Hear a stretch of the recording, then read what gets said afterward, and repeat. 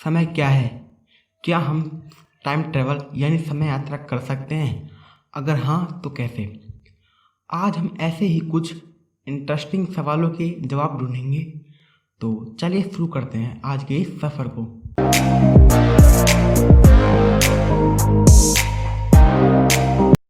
करते हैं कि समय क्या है।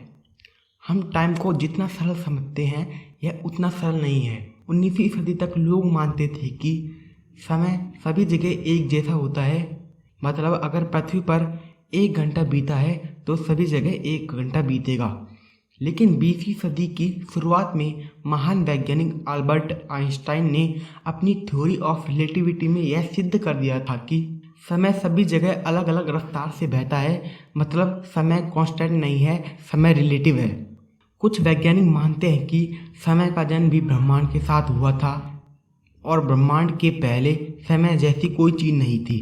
ये तो आपको पता ही होगा कि हम तीसरे आयाम में रहते हैं, जहाँ आगे पीछे दाएं बाएं और ऊपर नीचे का अस्तित्व है। लेकिन क्या आप चौथे आयाम के बारे में जानते हैं? समय ही चौथा आयाम है। अब हम समय यात्रा की बात करते हैं। आपके मन में कभी ना कभी ये सवाल तो आया ही होगा कि हम समय यात्रा कर सकते हैं या नहीं। तो इसका जवाब है हाँ। ऐसी कुछ थ्योरी हैं जो हमें समय यात्रा करने के लिए अलाउ करती हैं। लेकिन समय यात्रा को लेकर बहुत से वैज्ञानिकों के विचार अलग अलग हैं। कोई कहता है कि समय यात्रा संभव है और कोई कहता है कि समय यात्रा जैसी कोई चीज़ नहीं होती। लेकिन आज हम एक ऐसी थ्योरी के बारे में जानेंगे जो हमें समय यात्रा करने के लिए अनुमति देती है। उस थ्योरी में बताया गया है कि हम वर्म होल से समय यात्रा कर सकते हैं।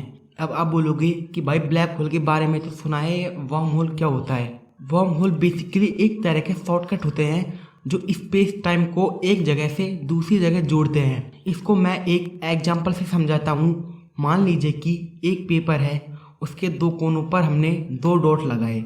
अब अगर मैं आपसे कहूँ कि उन बिंदुओं की आपस में सबसे कम दूरी कितनी होगी, तो आप उन दोनों के बीच में एक स्ट्रेट लाइन खींच देंगे। और ये सही भी है, हमारा मैथमेटिक्स भी यही कहता है।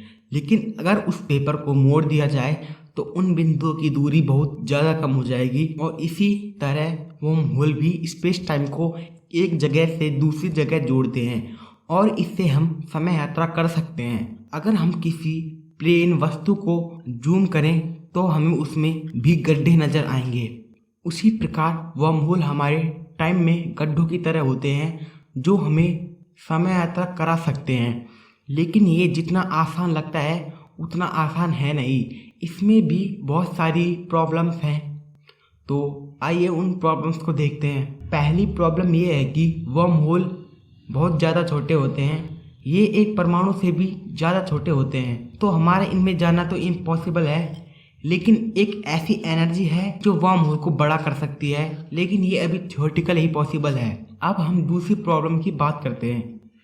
दूसरी प्रॉब्लम यह है कि वर्म होल समय के साथ साथ स्पेस को भी एक जगह से दूसरी जगह जोड़ते हैं।